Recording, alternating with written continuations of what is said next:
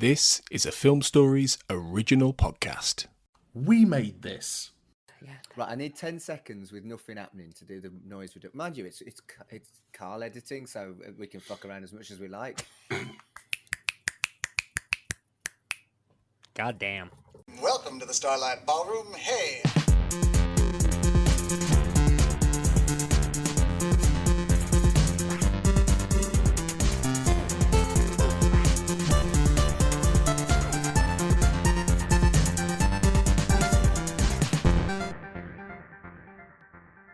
Hello and welcome to Shipwrecked and Comatose, the podcast about Red Dwarf here on the We Made This podcast network. My name is Mark Adams and I am your host. And with me at this time, I am being joined by Carl Bryan. Hello, Carl. Awooga, Mark. And I'm also being joined by Matt Latham. Hello, Matt. I was going to say a Wooga as well, but Carl beat me to it. And I'm sure anyone who's got a vague idea... Actually, no. How many people have actually watched what we're watching? Probably not many, because there aren't many episodes. We're watching fucking Cyberzone in it. And that is where the term awooga that Craig Charles used first came from. So Cyberzone was an oddity on British television, in as much as it was way too ambitious, way too early. And if I'm going to put it into a description that is 3 words... weird VR nightmare. But Yeah. nightmare as in KNIGH, as in the kids' teleprogram Nightmare? Yeah, I mean, this was developed by Tim Child and Broadsword, who were the guys who did do Nightmare. I mean, and you kind of get that in some of the layout and the sets, and you know, when Craig Charles is introducing the contestants, he may as well say "Enter Stranger." Yeah, it really does feel like a weird nightmare, almost as if they could have called it Nightmare VR if they'd have themed it a little bit less technically science fiction-y. Well, this did lead on to them attempting Nightmare VR, which if you do ever look, I mean, just because I'm quite sad and available, ladies, I have looked up like attempts to bring back Nightmare, and there is footage out there of what Nightmare VR looked like, and yeah, this was like the primer for what was like, oh, maybe we could use this for Nightmare, but it looks shocking. Yeah. Single ladies. I mean, you've got to admire the ambition of this project. You do. Yeah. But it was too early. Far, far too early. Oh yeah, this is what, 93? We're in Mega Drive time. Yeah, 4th January 93 to 8th of March 93. It had 1 season and only 1 episode survives, which is the episode we watched. I don't know how long this bit's going to take, but I'm gonna slightly get to a point. But bear with me. So many years ago, before my finally hitting a podcast premise with Pick a Disc, I had several attempts at podcasting. And one of them was a podcast called Your Perfect TV Show, which at some point I would love to bring back, but it was just a logistical nightmare. And I'll tell you what it was. It was basically in 2 parts. The first part would be I would be speaking to someone, and I'd be asking them to pick 4 TV shows, their favourite TV shows of all time. But the only caveat is they didn't air at the same time. So progressively getting the timeline of someone's favourite TV series. For example, one of my first guests was We Made This Lord and Saviour Tanya Black, who picked Game of Thrones, Lost, Alias, and The X-Files. And basically, I interviewed him about why he liked it, which parts of these things did he like the show, etc., and gauging an idea of his taste. And then the second half was me picking the common elements of those TV shows, combined together and crafting a new TV show with them live on recording, combining all these elements of the shows that they liked to craft what would have been the guest's perfect TV show. This feels incredibly hard work. It was, and as much fun as it was, it's a logistical ball ache, and I ever so all the time want to bring it back, but I've not been able to figure out how to do it properly because I because I love doing it and it's a lot of fun, but a logistical ball ache. Now, the point I'm getting at is that I feel as if something happened and I must have subconsciously nicked that podcast idea from someone who had a conversation with someone whose favourite TV shows at the time was Nightmare, Games Master, and there was another one I've forgotten as well. But basically, this feels like a combination of so many different things combined together, a bit too early. So, Do you mean the Crystal Maze? Crystal Maze, yes, yeah. So, like, you've got elements of the Crystal Maze, you've got elements of the kind of those weird phone games that you had and going live, and SCTV, where you have to go press, you have to push buttons. Where you push a button on the phone, and basically it was, you weren't controlling it. It was just flashing up a light, so the person with the joystick behind the set could move depending on what the person was pressing. It felt like someone had combined all these elements. Because, oh, I really like that from that. I really like that from that, and then put them into one TV show. And that's what this felt like. It felt like it was capitalizing. I think Games Master started in '92. I think it was around about then. Yeah. So and that suddenly became a hit. So this felt like it was capitalizing on that. But then incorporating elements of previous ideas that Tim Child had. So Tim Child took elements of Nightmare and other parts and thought, okay, hey, what can we do with this? And and just kind of made this thing which I don't think fully hit. So so my point being is that I feel like someone's just taken a bunch of, I really like that. How do we mix them all up? Yeah, and I think that's what we got with Cyberzone, but I don't think it hit properly. It was a messy amalgamation. You're absolutely right. And what I find really odd about it is that it was on the BBC and Nightmare was on ITV. Nightmare was much more sophisticated, well thought out, and a much better fucking program, let's be blunt. That was earlier than this. Why? Well, Nightmare was running still while this was on, because I think Nightmare finished in 95 and this is 93. But they also did, I can't remember the name of it, but it's Broadsword did one for the BBC, which was like Time Busters, where they were traveling around on a double-decker bus. And I remember like actors from Nightmare would pop up in that, like the guy who played Pickle would turn up in it as playing a different character. So they had got previous with the BBC, and it was a lot bigger budget because it was all done like it would be school kids, and they'd it had that element of treasure hunt to it, where it's like, okay, well this week we're in Chatsworth House or somewhere like that, and the whole adventure would be based around that, and it was a bit like a LARP, because all the characters would be wandering around and the contestants would find them and all this kind of stuff. So it feels a bit weird. It's sort of like we're taking elements of that and elements of Nightwear. That's my clothing range, but Nightmare, and we're making Cyberzone, where they're running around trying to find people in incredibly slow VR. Yeah, and I think it's worth acknowledging that whilst we're already getting into this is really bad, they had the most powerful possible computers they could have at the time in 1993, which had a whopping 8 megabits of memory. I know. It's wow. When you think about it now, it's like 8 megabits isn't even a Word document these days. No. I mean, it shows how fast the technology is going. Even in the case of VR, because we're looking at now, like, you can get Oculuses at home or PS VR at home, and it's readily available. It's taken a long time, but if I was in a virtual reality,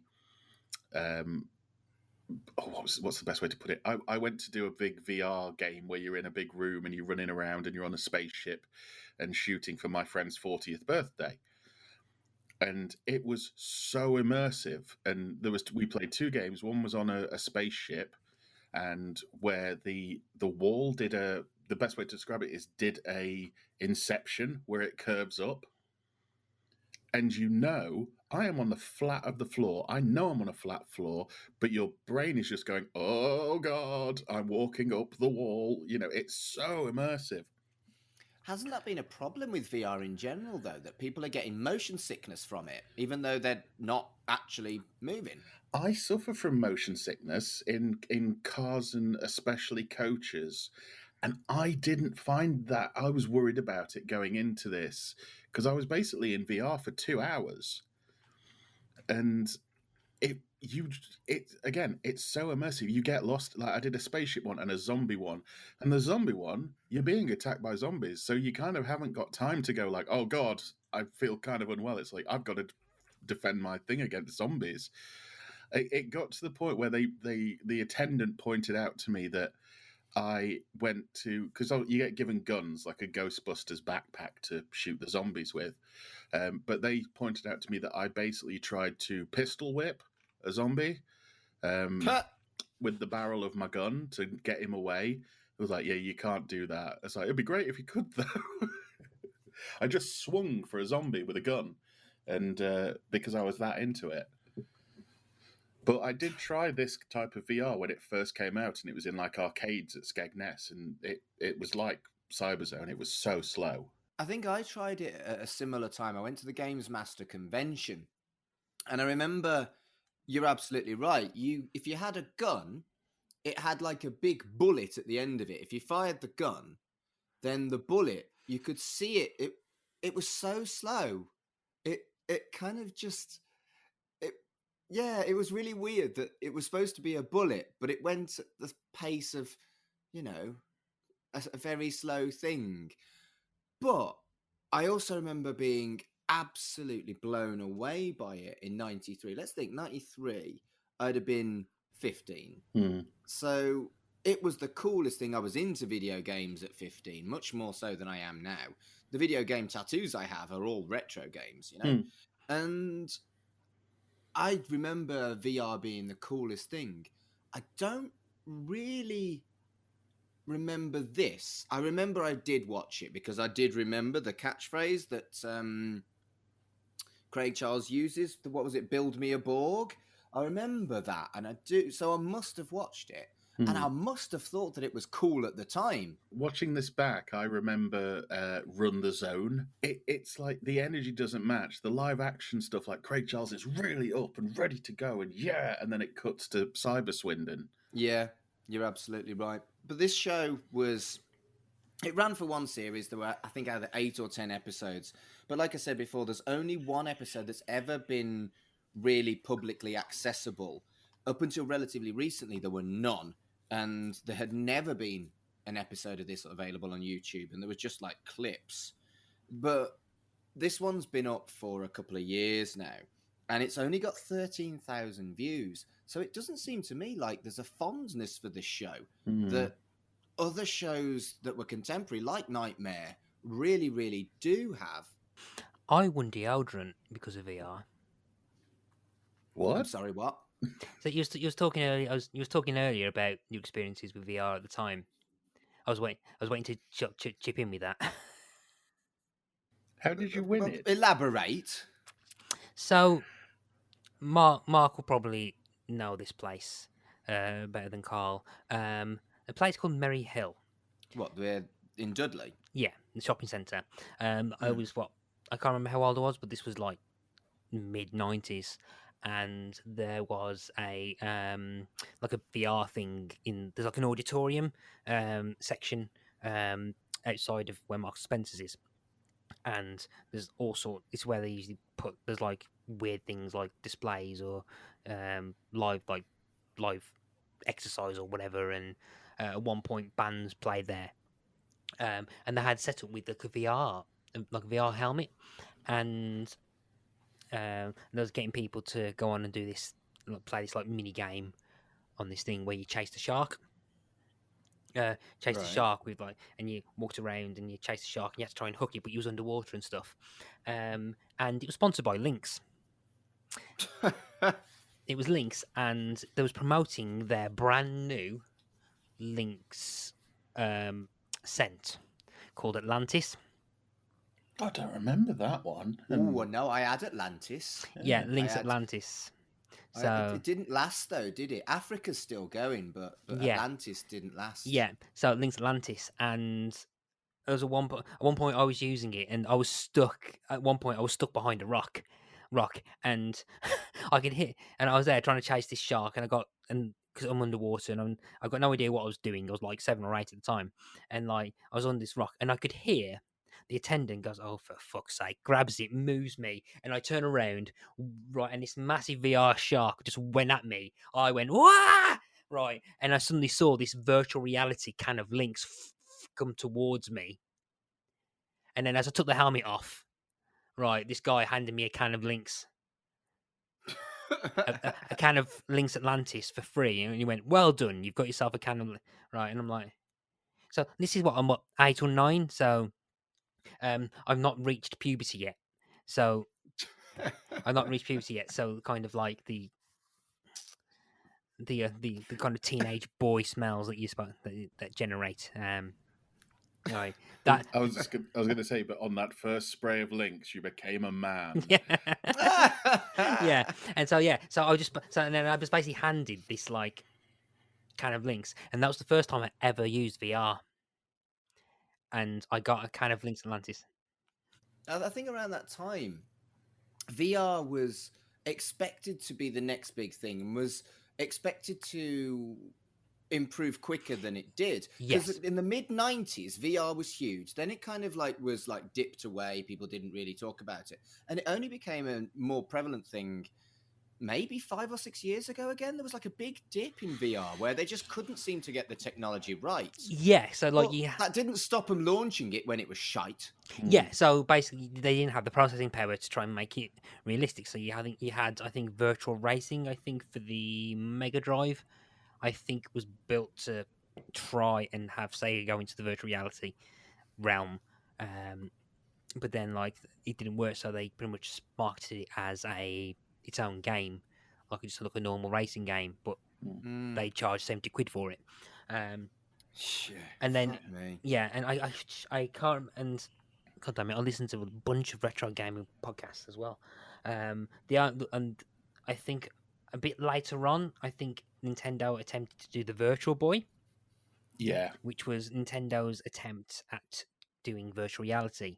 But the Virtual Boy was basically a headache-inducing mess where when you put it on, it was like the game. Was everything red? Yeah, it was just red lines. So it was like the red on black.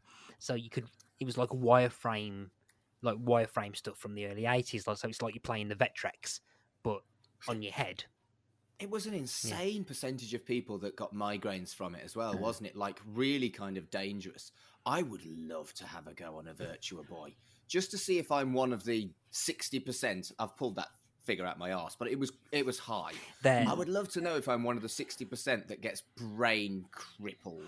I've tried one. I think I was I don't think it was a Cambridge one, but I was at like a retro museum or a retro gaming museum or display or something where they had these old ones, and they had a Virtual Boy, and there was a time limit that they wouldn't let you use it for longer than a certain amount of time.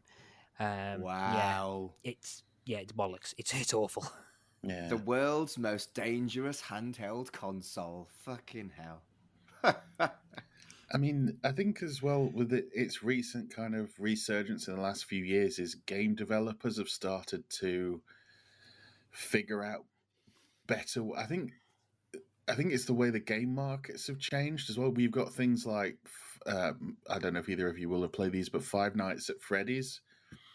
I'm aware of it, but I've not played it. Yeah, which is based on your POV, and you don't move around much at all. And it went for 4 games, and then it did a VR, and apparently the VR game is actually quite good. Horror's not a genre that I particularly like at all. No. So horror video games is one that I'll take a wide berth. I mean, one that could be interesting. I don't know if Fraser's ever gone on about this to you, Mark. Is when I think it was the PS4, they released the Spider-Man demo where you could swing around New York City. He's definitely played the Spider-Man games, but he knows that when he starts talking about modern video games, my eyes glaze over, and he can just talk for a quarter of an hour, and I'll nod and smile and think about cocks. I mean, I love badminton too. I'm pretty sure there's a virtual reality for that, Mark. That's the other thing, is there's always been the joke of like, a technology doesn't really take off until it can be used in porn. Is the pornographic VR then? Yeah. Damn, I need to get myself some VR. Yeah, there's a very good bit by Dara O'Brien, where, because Dara O'Brien's a big gamer, where he's talking about VR, and he said it's not really taken off as well as it could because it couldn't be used in porn yet, because no one would feel secure enough that the wife is out of the house to put on the headset and go to town, because you wouldn't hear or see them if they came back. I mean, we haven't done Gunman of the Apocalypse yet, but Red Dwarf very much did that joke, didn't they? Oh, yeah. Yeah. And, fucking hell. Well, I can't wait to cover Gunman of the Apocalypse. That'll be a 4-hour episode, then. But we're not doing Gunman of the Apocalypse, we're doing Cyberzone. And Cyberzone was, as we've established, a VR-based game show. And it pitted 2 members of the public against 2 celebrities. Highlighted names that appeared as celebrities. They were all sports people. And there was Colin Jackson, Tessa Sanderson, John Barnes, Adrian Morehouse, a few others. And the 2 in the episode we watched were 2 that I hadn't heard of, but they were race car people. They were rally drivers. They were the world, Rally drivers, the world thank you. women's rally champions. And and I can't avoid this because there was a important thing about this man.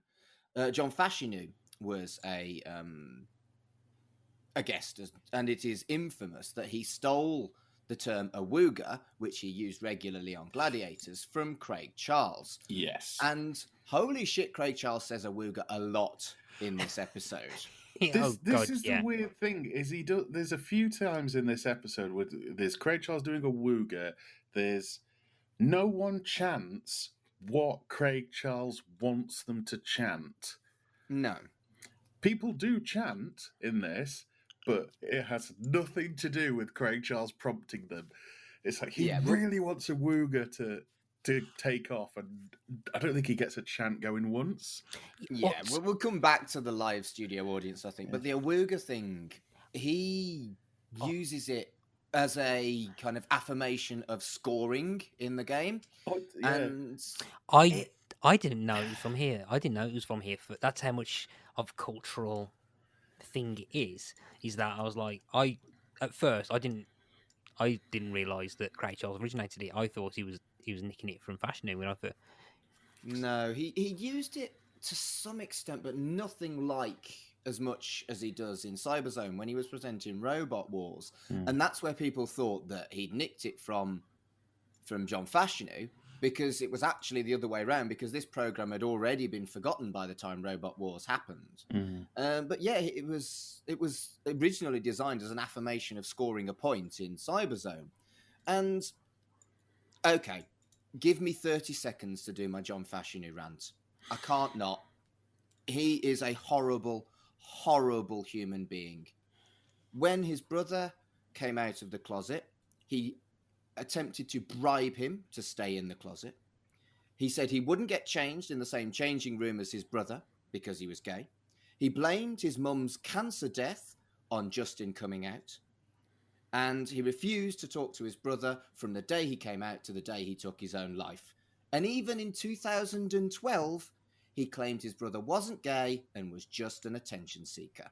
The man is, without a doubt, a thunder cunt. And he stole a wooga. Thanks, boys. Carry on. Well. Am I wrong? Is he a thunder cunt? No, you're not wrong. No, I couldn't not have that rant, and I apologise. We'll move on and we'll be light-hearted again. Wasn't VR funny? Yes. Well, is this? I don't know. Technically, I don't know if this is actually VR because they weren't wearing helmets, were they? They was just looking at screens. So technically, it was I don't They think could have cheated. They could have just made, I don't know, maybe the technology wasn't there for them to have done something which didn't look like VR. because It was just fucking odd. You're absolutely right. Yeah. And it's yeah. yeah, because I think it was just they're just playing kind of very early 3D games, or to put in comparison now, stuff that looks exactly like the new GTA remasters. Topical satire. Oh yeah. I mean, I laughed out of politeness. I didn't understand what you were talking about, Matt. Basically, they've remastered the best 3 GTA. Well, the non HD GTA games. That's the one where you're supposed to do missions, but you drive around, fuck the hookers, and then kill them and get your money back, right? That's a stereotype. Yeah. True stereotype, but yeah. It's yeah. But it's and the thing is, when the trailer came out, I was like, this actually looks really good. It's not like super HD, but I don't think anybody wanted it to be that because it's polished cartoons. Yeah, polished cartoon, and I quite like the look of it. Yeah. Yeah, it looked really nice. And then when it came out and people started to play it, they were like, "Oh, there's a lot wrong with this." There's a lot of bugs in it. There's they released a patch which released a patch about a week after, which had about 120 something bugs fixed, and a lot of it is to do with the fucked up rain physics. But isn't that the norm with modern video games? That basically they release a game far too early. It's absolutely borderline unplayable, but looks pretty, and so no one cares. This will not mean anything to you, Mark, but a bunch of people listening will understand when we say this is Rockstar North, and they had Rockstar North have no excuse because they are Rockstar North. If there's any gaming company at the moment that could afford to put every single person on the books to make it a HD remaster, then it should be Rockstar North. It's very embarrassing. Yeah, it's like, but then again, there is precedent to it because EA Sports are pretty much fuckwits when it comes to stuff like this as well. The AAA game developers kind of forget to do quality assurance. Yeah, they do. Yeah. And they treat their staff quite badly as well. Or they used to. They said they don't anymore. But, so, moving on from me generalizing about modern video games because they scare me, the theme tune to Cyberzone really reminded me of Nightmare, but kind of we're trying to make it science fiction-y. It does feel a lot like they took a piece of music that they didn't use for Nightmare and then kind of let's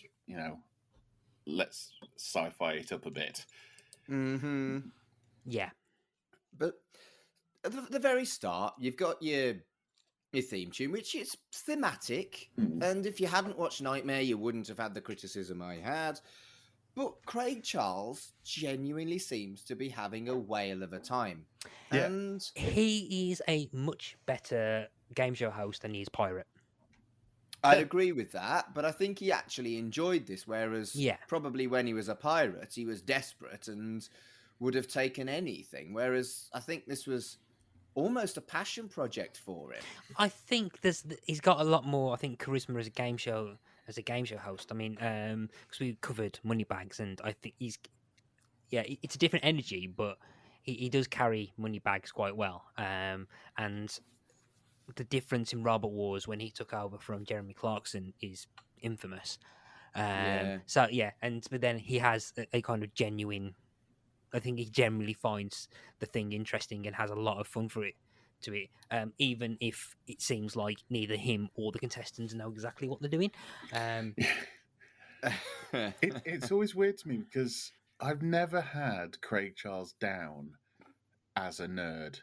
I've always thought when Craig Charles does stuff, that it's nerdy stuff, that it's because of Red Dwarf and that he's kind of leaning into it. But with this, I think I'm wrong.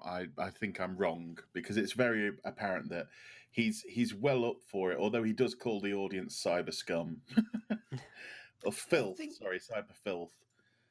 But I think you're right. I think when you think about, particularly in 1993, your stereotypical gamer nerd, they didn't look like the man presenting this show. Craig Charles was young, hot, fashionable, and kind of edgy in his fashion as well. He was genuinely cool, kind of like the kind of guy that I would watch telly and go, fuck, he's cool.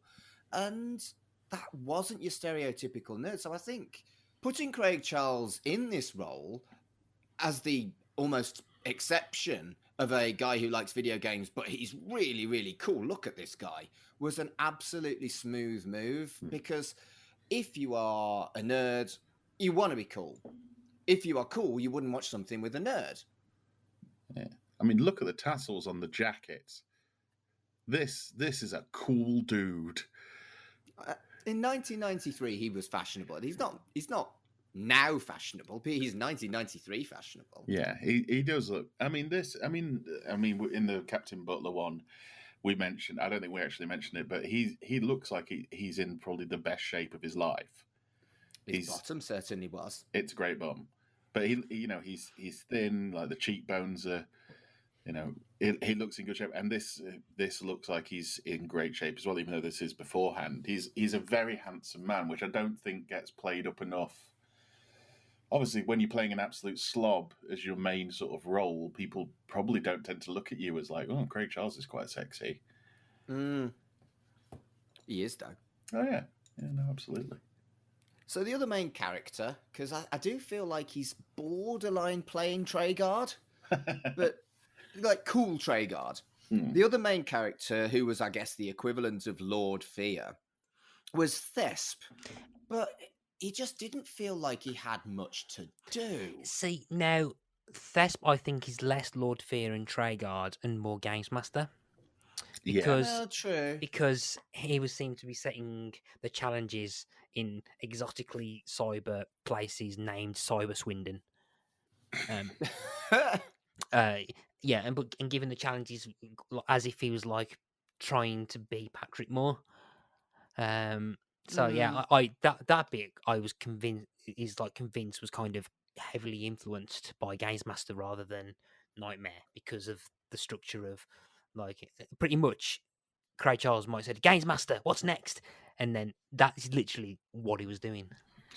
It's a weird one to me, Thesp, because I get the feeling he was supposed to be an antagonist of some kind, but it doesn't come across that way. And I can't remember the actor's name, but John Great.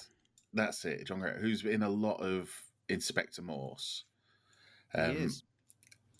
He was a weird choice. I kind of felt like if you wanted a proper antagonist in VR, they should have gone with someone the same age or only slightly older than Craig Charles, just to give a more antagonistic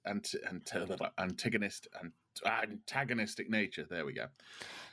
I think that it looks like they probably wanted someone either like an ex-Doctor, so either Tom Baker or Colin Baker or something, someone perhaps that can kind of ham it up a bit more, or some kind of recognisable name. Again, going back to Games Master, the kind of the ace in the hole for Games Master was that Patrick Moore has that kind of unique voice, that kind of unique kind of it's gravitas with a voice that doesn't sound like it deserves gravitas. And I think that if they probably didn't have the money for it, but if they looks like they kind of wanted some kind of sci-fi cult name to go with it, because like with the reboot of Games Master, they went with Trevor McDonald, and Trevor McDonald's done and is absolutely nailed it. But like some of the names that were being thrown were kind of fantasy wish casting, like, oh, we should have like Patrick Stewart as Games Master, which could work, but he's too famous. Or people then were throwing around either Tom or Colin Baker. And I think Colin Baker would make an excellent Games Master, actually. I heard Moira Stewart at one point, and it was like, brilliant. I want to see that. Yeah, that would Moira Stewart as Games Master probably work as well. But there's a kind of like cultish kind of like thing with these kind of game shows where the opportunity to have someone that probably wouldn't play an antagonist in a drama has a chance to do it, and I think they missed out in perhaps either, again, they probably couldn't afford to, having a slightly more well-known name playing Thesp. As... This was before he'd done his major roles, you're right. And I feel like Thesp is just like a weird amalgam of Games Master and Lord Fear. And you can't make him like Lord Fear because it isn't really like Nightmare, where it's the players against the game. It's two sets of players against each other, and he's just kind of hanging about. So any kind of threat is limited because he's not really who you're competing against. I wondered if he's originally was supposed to be like a VR Holly sort of thing, and it was just going to be the voice. I think what it probably could have been is that if, say, like a virtual reality, because again, if you use Crystal Maze analogy, there's a lot of crossover in the Crystal Maze here that technically Thesp could have been like, I don't know, like the equivalent of Richard O'Brien or Ed Tudor Pole, like the master of the maze or whatever the Cyberzone is, and that this is like, and then you've got kind of like Craig Charles and these interlopers trying to invade, and it's the keeper of these zones trying to defend it, or just saying, I don't, you can try and get in, but you're not gonna get in. So more like Lord Fear then. Yeah, but I think with Nightmare, from what I remember, because it's been ages since I've seen it properly, but I know Mark's seen it quite recently, a couple of years ago. I binged it all during lockdown, mate. my memory of Nightmare is that it's a living, breathing world that the players are going in. So there's kind of like a whole world of characters, and there's a society, civilization that they're interacting with, which isn't the case with this. This is just a fictional world, well, a cyber world. There's no kind of universe or world building to be done in Cyberzone. No. So True. Yeah, whereas like Lord Fear, I mean, technically you could have a whole narrative with Lord Fear where, again, like to say, the villain is the protagonist of their own story, where Lord Fear is trying to protect whatever the name of the realm is in Nightmare from Tragar and these kind of weird interdimensional invaders that keep trying to nick stuff that don't belong to them. The reason I was wondering why, if he was originally supposed to be VR and a voice, because he has got a fantastic voice.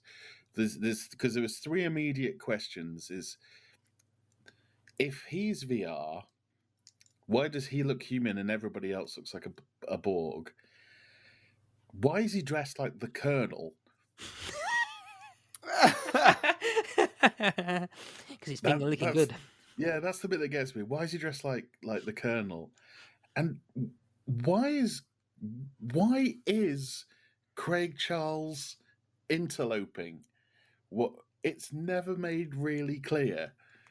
He does feel a bit like a kind of watered down Reckless Rick from the Crystal Maze. But again, the Crystal Maze is a very easily comparable program to this, because it is kind of like people going around doing challenges in a zone. And I don't know, I felt like there wasn't as much peril as something like the Crystal Maze. There was no lock-in, there was no way that you could lose. You could just do badly at the challenges. And it made it a lot less exciting than the Crystal Maze. If there was, I don't know, for example, if the buggy could have squished you, that would have made it really cool. That would require them to develop and animate a squishing animation. Yeah. I do like the fact that when they're piloting the buggy, they go and sit in the remains of a burnt-out car. It didn't seem fair either that at one point they had people in a buggy, and then on the opposite way. So the show worked in as much as you had a solo run for one team, a solo run for the other team, and then both teams in the zone at the same time. The first solo run, they had a buggy. The second solo run, they had a helicopter. So it seems to me that it's not really very fair, that it's a different way of being the antagonist to the other team. But I say that, it was already fucking boring. At least there was a virtual helicopter to look at. Yeah, I mean, if you're going up against, sports people as well, the fact that if they give them, I suppose it adds the competition to the contestants if the sports people have got a better weapon or equipment to use, and they seemed a lot more adept at using the helicopter than they did the other team using the buggy. I suppose, seeing as they were rally drivers, they couldn't really have put them in the buggy because they'd have been a bit of a bringer. Yeah. When they sort of went, oh, they're rally drivers, it's like that is probably the best background you could come from for this. Because you've got someone navigating and somebody leading anyway. It's a really good idea to get them in it. So you basically go around these zones, going into different rooms and solving puzzles, like a puzzle on the floor where you had to tread on certain tiles. There was another one which was basically play your cards right, and there were maybe 5 or 6.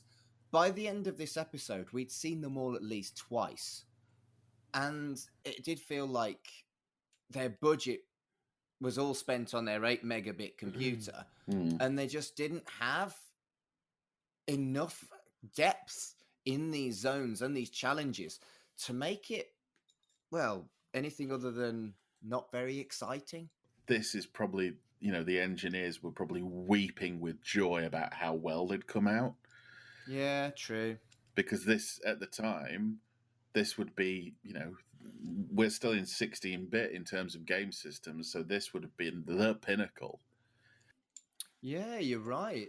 Wasn't it around 93 that Star Wing came out, or Star Fox outside of the UK? Probably, yeah. I mean, if we're thinking about it, 95 was when the PlayStation came out, roughly, 95, 96.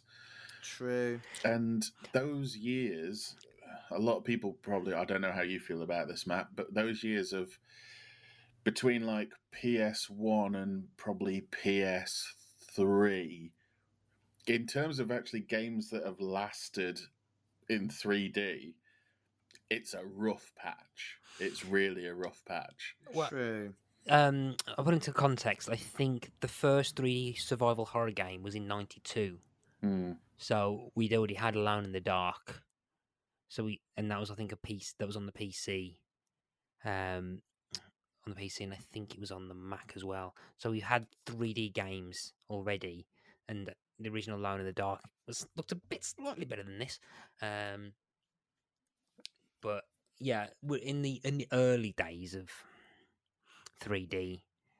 I mean, at the time, it was like, oh my god, how are they ever going to improve graphics better than this? But there's a reason why a lot of these games are being remastered now. Like, if you look at the Resident Evil games, if you look at the very first one, it's good, but it's very blocky, and you can see why the first chance that they had to do it, they remastered it. Yeah. So So out of curiosity, I'm just looking at things saying the evolution of 3D games, and one of the first 3D games apparently was from 1981. Oh, right. Which was 3D Monster Maze from 1980, actually. No, sorry, 3D Monster Maze was 1981. First ever commercial 3D video game is Battlezone from 1980. Yeah, okay. And I think you've got to realise that these graphics were probably really, really cool for the time. They just feel really shit now because, it's 2022, not 1993. I think as well as what's happening is that you've got basic VR and the tools and the engine to develop the games they've got is probably quite limited. So they didn't have the base things.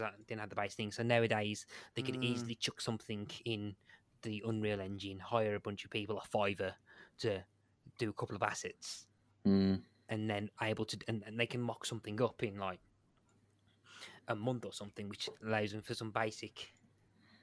I mean, if you look at all the mini games that people are playing in Cyberzone, where they go in, one's basically play your cards, right? Yeah. And again, as Matt says, you can either go into the Unreal Engine, or a lot of people who make mobile games use like, oh god, it's completely gone out. The Build engine, and is it Build? The one with this cube. Oh, I can't remember. But yeah, there's an engine that's very freely available for people to use, and they can make games like this.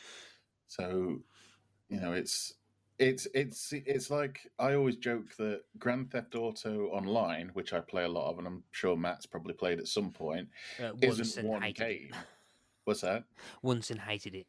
Once and hated it. Yeah. It's not really a game. It's a giant map with a load of mini games in it because you can go play tennis, you can race cars, you can play golf, you can do this, you can do that, you can even do gambling. It's basically like a console a compilation of little games, and that's kind of what Cyberzone is. So it's like the Wario games, but with hookers. You're really caught up on this hookers thing, aren't you? That's all I've ever seen is like hookers. This is Mark, Carl. So, yeah, no, that's true. I'll have you know I've never needed a hooker. Unless it was a rugby player. I have slept with a rugby player. I don't know what he was though. Was he a prop or a he was head that night. butter?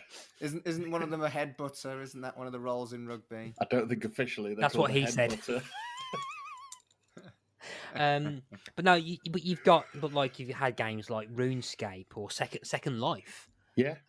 Second Life is like a massive online virtual thing, which I still is, isn't it? Yeah, it's still going. I remember having a look at years and years and years ago, and wondering why the hell people like it because it's ridiculous. I mean, Minecraft's my understanding of Minecraft is that it's online thing that you can do stuff on. Man, I feel old. It's basically online Lego, I think. Minecraft, isn't it? It is. I've not played it much at all. There's a survival aspect to it, but I think what a lot of people do enjoy about Minecraft is they can just go and build and just wander around. It's very distracting. You can again, this is why I play online stuff like GTA Online is if I want to, I can go into a server that's just me and go driving. I can't drive in real life. Just you and hookers. Yes, Mark. Just Carl and hookers. I don't need to have my real life put in a video game, Mark, so I don't tend to go... every day is hooker day. That's what Cyberzone was missing. Hookers. Yeah. That's right. That's actually a valid point. I expected this to have kids. Yeah, well, let me get there. Yeah. I expected this to be for kids because I hadn't seen it for a long time. I remember watching it as a teenager and thinking it was cool. But I expected it to be a children's show and it would be kids as the contestants. I was genuinely surprised that it was grown-ups. I don't know about that, actually. It was... Because I'm thinking this must have been about the time of, like, you got your early sets of Games Master and then you've got, like, Bad Influence. Yeah, I think Bad Influence was around this time. And I remember at the time people were like, oh, yeah, watch Games Master or Bad Influence. But Bad Influence was more of a tech show. I thought it was more like a review show than a... It was a magazine show, whereas I think Games Master incorporated the magazine aspects of it, but had that extra that element of coolness by having the competition element to it. But they had a mixture of age ranges. So you had your university students, you had your teenagers, but you also had children play as well. And it was like, and sometimes you had children going up against their kind of, like adults and stuff, or quite famous, or almost famously, you had like Bob Holness plays grandson at a game and nearly beat him actually. So, yeah, one of the fun ones I remember is they had Zoe Ball playing a bike racing game, and she was like on where you actually have to sit on a bike, and it was just full of innuendo. Dominic Diamond, when being interviewed about it, said that his favourite guest was Zoe Ball because Zoe Ball clocked on to the tone, to Dominic Diamond, and was just bouncing off him. Yeah. He was saying things like, "Oh, and he slipped up inside her," just stuff like that. But she was giving the same amount back as well. And he loved it. They're both having a whale of a time making dick jokes, which Captain Butler could have made a lot of could have got a few notes from, but that's what it was missing. Captain Butler needed to be played by Dominic Diamond. Wow. No. So you got your two heats, and there was an element of having the other team try and block you, but it wasn't very exciting because there was no real threat, like we already said. I really felt like the head-to-head, if there'd been some conflict rather than them just being in the same zone at the same time, I thought it was even less thrilling than the original two heats. Yeah. Also, there was the thing of if you run into Thesp, you get like bonus points. And I immediately, when they said that, was like, they are not going to run into Thesp. Just as soon as they said it, it was like, this isn't happening. I don't know how they would as well, but yeah. Would it have been like a 2D, like cardboard cutout looking thing, just like going across the screen? Or would it have been like Nightmare with like superimposition or something like that? But how would they have done that? And obviously, there's no other footage out there. There must have been a team meet Thesp at some point, but we'll never see it because there's literally one episode out there. I get the feeling that nobody did. I get the feeling that it's a bit like someone's totally going to knock the coconuts off the shy because it's possible. Them just going, if you run into Thesp, I get the feeling no one ran into Thesp, and there was a reason nobody ran into Thesp because he wasn't there. So, maybe in Series 2 if they had a bit more money. Yeah. So at one point, Craig Charles said, "We want pace, we want excitement and thrills." We never got any of those three things. Yeah, Craig Charles also feels sexy at one point. He does. I mean, he is sexy, so he should feel sexy. Did you find it at the beginning of it when he's talking to the contestants, he's a bit of a prick? Whereas, like, one of them reveals that they applied for Mensa, and he said, "Oh, I applied to be Warren Beatty once." It's like, dick. Yeah, I noticed that. He was like, he took the mick out of him a few times for being smart. Yeah. Well, it wasn't for being smart. It was for being the kind of smart that means that they have to tell everyone that they're smart. Yeah. I would probably take the piss out of someone I met who would actually taken time out of their life to go, "Look at me, I'm intelligent, I've joined Mensa." But then really? he does explicitly say that he hopes that the yellow team beat the green teams. Yeah, he actually explicitly says that. I think at one point where he says, "Yeah, I hope you beat them lot." Doesn't one of the green team like fake slap him as well? Like put his hand on the side of his face. It's like, what's going on here? What happened backstage? Yeah, there's something weird there. I mean, at first I thought it was him inappropriately, kind of creepily flirting with the rally drivers, but I think it's more the case that he didn't like the green team for some reason. Yeah. So it was just that thing of like, did he try and chat up Craig Charles's wife backstage, or has Craig Charles shagged his mum? What's happened there? Because it did feel like he was going for the rally drivers at one point, in a like, "Hey, how are you doing?" Like the blonde, especially. That's true. Yeah, that is true. But no, I do think he was a great host. I think he was really the only redeeming feature of the show. Oh yeah, I think he's not. He was fine. Build me a Borg. Yeah. Was this one of his first attempt at hosting a game show? I think so. Yeah. I think it was his first one. Yeah. So this was his lead up to Robot Wars, which it was a few years before Robot Wars, I think. Yeah. Which I'm totally claiming the specials on Robot Wars. That's cool. We should do Robot Wars. I'm surprised that this hasn't been tried again. I know, obviously, Games Master's just come back as we're recording, but I am surprised no one's tried to do anything, especially when you see now there's people on like Instagram and TikTok who are doing this. This is going to go over Mark's head, I think, but Matt might have seen it. Beat Saber. What now?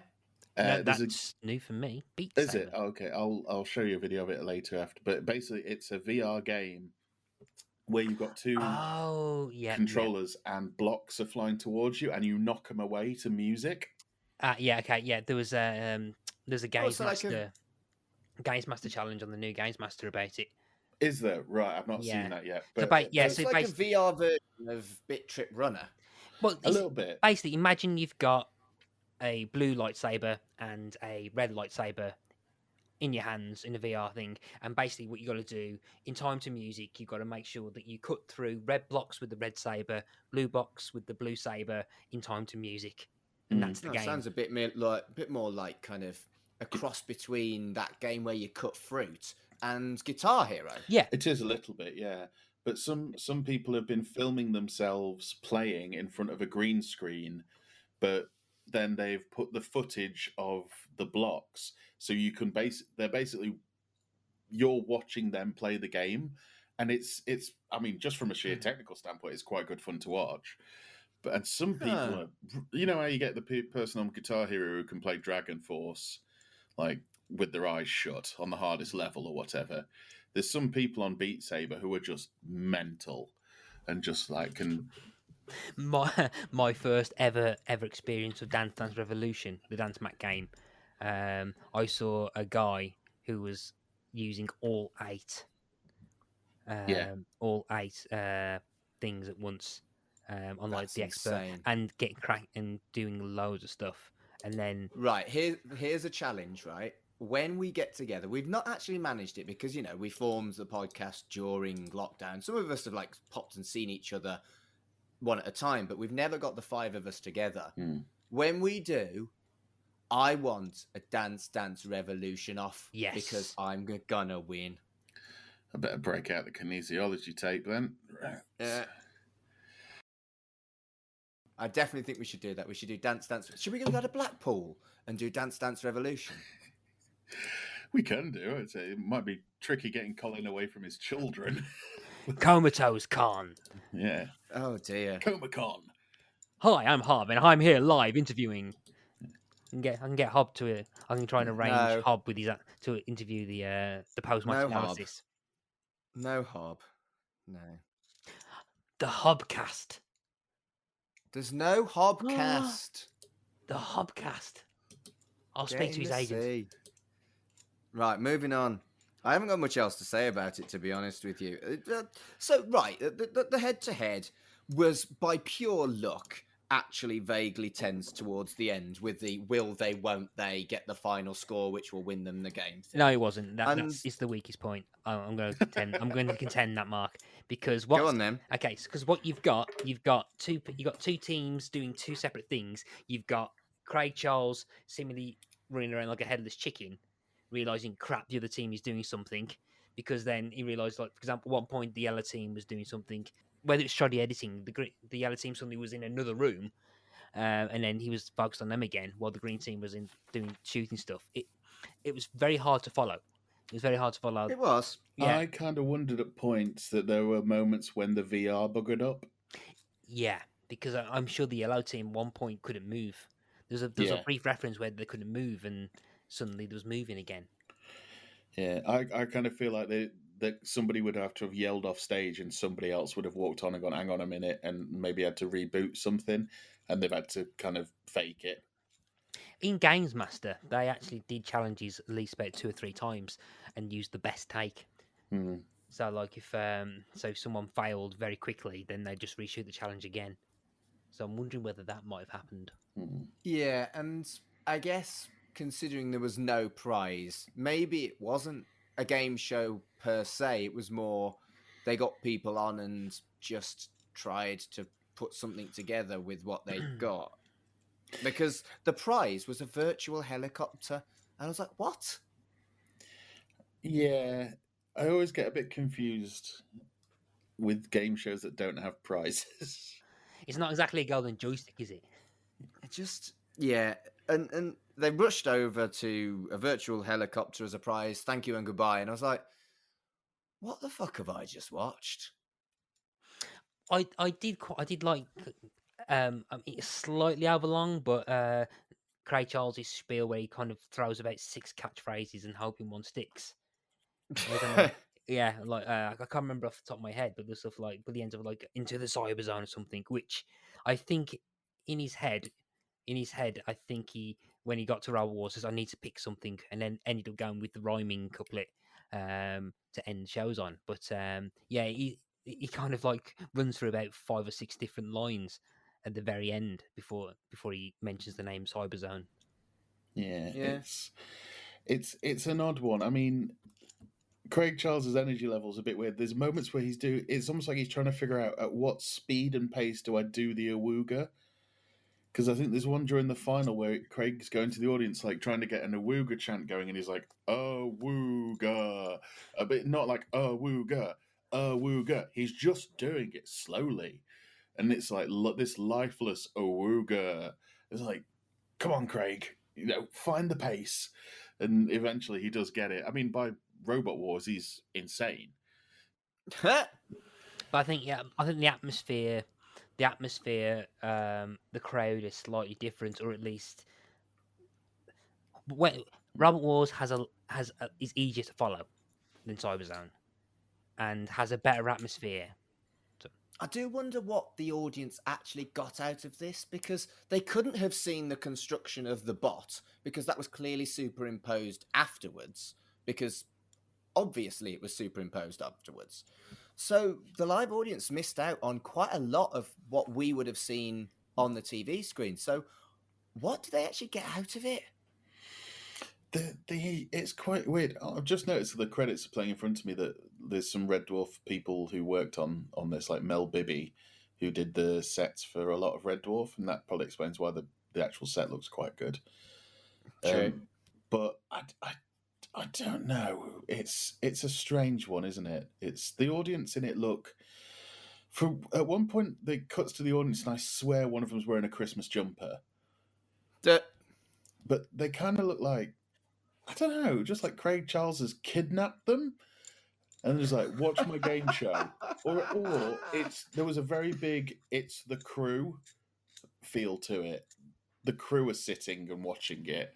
It didn't really feel like an audience. Whenever they cut to somebody, it didn't feel like the audience. If you know what I mean. It's very strange. So I kind of almost sort of vaguely, in a pure kind of rose-tinted glasses nostalgia way, sort of kind of liked this. That was so long. I know, right? Yeah. But I really don't want to, but I'm going to admit that I kind of maybe almost sort of liked it. I've sat here for an hour and slagged it off because it is naff as fuck. Yeah. But I know damn well I would have lapped this up as a kid, even though it was limited, it was slow. I think the fact that Craig Charles was charismatic is important and can't be ignored. And the fact that in 1993, this would have been really fucking cool for a 14-year-old boy. Mm-hmm. So, yeah, this kind of made me smile, even though I knew it was shite. Yeah, this kind of made me smile in a nostalgic way. I'm pretty sure I would have sat watching this and turned around to my dad at the time and gone like, this is the future, this is, Dad, look at all this. But how can they ever surpass graphics like this? Yeah. It's so lifelike. Yeah. Like, yeah. You mock, Matt, but you know it's true. Oh, no, I can remember the first time I remember when at the shops I think it was the moment when my parents decided to get me a PlayStation for my 13th or 14th birthday. Because I remember watching, I think, Tekken 3 on one of these tiny little TVs in a game shop in Merry Hill. And I remember my dad going, well, the graphics look really nice. This is Tekken 3 on the PS1. Oh, yeah. Which, to be fair, for a PS1 level graphics, they were really good. If you compare to like the first kind of games that was on the machine, like. I mean, I saw the other day there was a video where they were talking about cheat codes, and one was PS1 one where you could play Tekken, or one of the first couple of Tekkens, in first person. Oh yeah, actually, and that would have been interesting to do in VR. But in the actual video itself, it goes, "Oh, you can play first person. Let's see what it cuts directly to." It goes, "Oh my god, what nightmare is this?" So I can imagine that is really, really off-putting. It's, somebody's attacking you and you're in first person. I can imagine that's really quite weird. That's why I don't think there are any fighting games in VR. It's mostly gun stuff. True. So have either of you got anything else you want to discuss on this? I think it'd be interesting to try with the leaps and bounds of coming gaming, especially in VR now. it would be interesting to see a VR-based game show, but Yeah. I think with Games Master coming back, that might have taken that away because they can do VR challenges. Yeah. I think Definitely. it would look better, and I think they'd be able to make it more slick, and I think it would make sense and be more exciting to watch on the telly. But I don't think there's any way to really get a live audience involved, because essentially it would just be watching a video screen of what's going on inside the game, surely. And YouTubers are already doing that. I was going to say, you say that, but it's very, very popular on YouTube. Twitch, yeah. But, so has the ship sailed because of things like, well, originally on YouTube, but now more prevalent on Twitch? Has that ship sailed, and is there just literally no market for it because it's something that's so oversaturated already anyway? Now it's something you can do in your home. I'd say the ship has sailed. In 1993, this was something, this was technology that was beyond your grasp by a long, long way. But nowadays, I mean, at my place of work, there's currently 10 Oculuses sat in an office that we use for children's workshops. Wow. And stuff like that. And, they all turn, I was there when the order came in and signed for it. And it is very weird. Like, well, this thing now that back then it was like we could only watch on a incredibly, slow version of it in TV. And now there's like, we've got spares of them knocking around at my work. It's you can play games that you play on a console in VR now. Well, you've got VR, you've got augmented reality, which is almost similar, which they haven't fully implemented in education yet, but I could see stuff like education happening because, like, for those who don't know, there's like augmented realities, like when you have you can put a phone with a certain program or an app on, aim it, and on the screen you'll see kind of CGI or computer generated models in certain locations that you can like move around and stuff, and there's like instances where, I mean, Pokemon Go is a very rudimentary form of of AR. Yeah.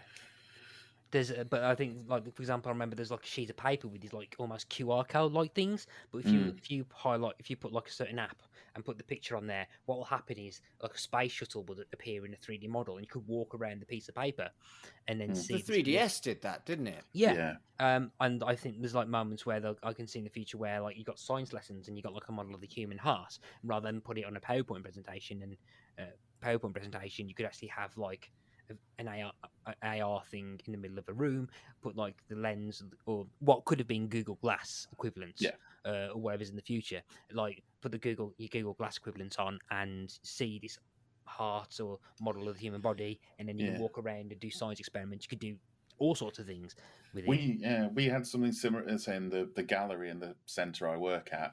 We did have a large VR exhibition for a long time, and one of those was you could take apart.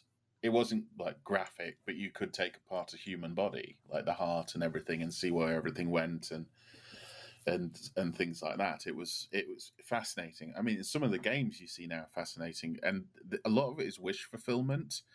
Like one I saw that I didn't get to play sadly was Predator, where you could either be a person in the jungle or you could be the predator, and your vision is predator vision. That's cool. Yeah, exactly. And the other one that we saw, but they didn't have it, is Jurassic Park. And I think there is a game element, but I also think there's an element of it where you can just wander around Jurassic Park, which to me sounds absolutely brilliant. I mean, because you can. Isn't that like where you can like walk next to life size? Yeah. Or what we suspect would be the actual size of dinosaurs. So like you could theoretically be walking next to a massive Tyrannosaurus Rex.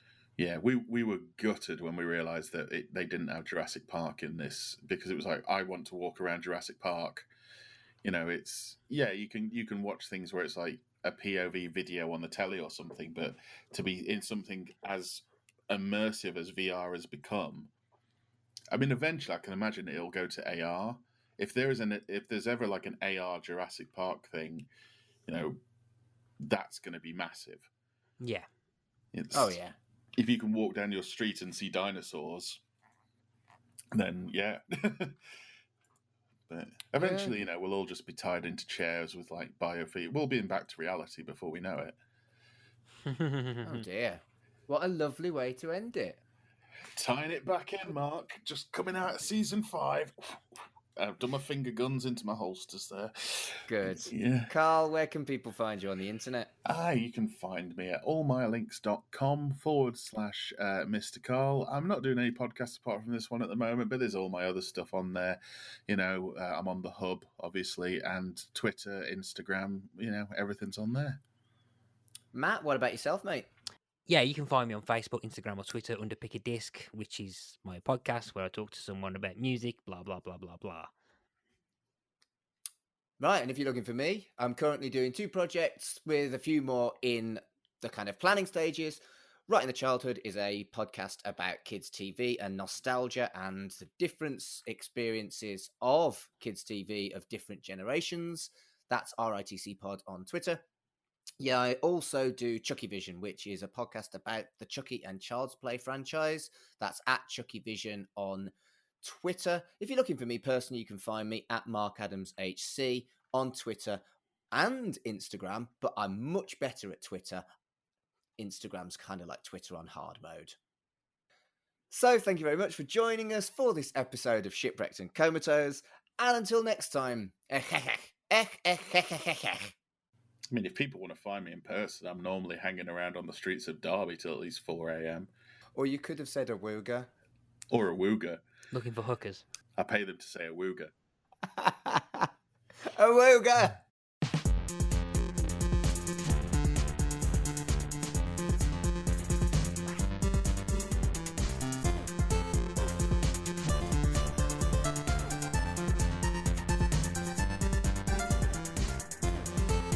Shipwrecked and Comatose, a Red Dwarf podcast, was created and produced by Mark Adams and Kurt North. You can find us on Twitter at Red Dwarf Pod, and we are part of the We Made This Podcast network, which can be found online at wemadethispod.com or on Twitter at We Made This Pod.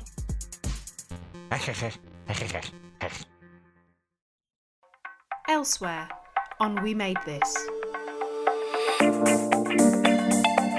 Right in the childhood. But you've never watched Red Dwarf? Nope.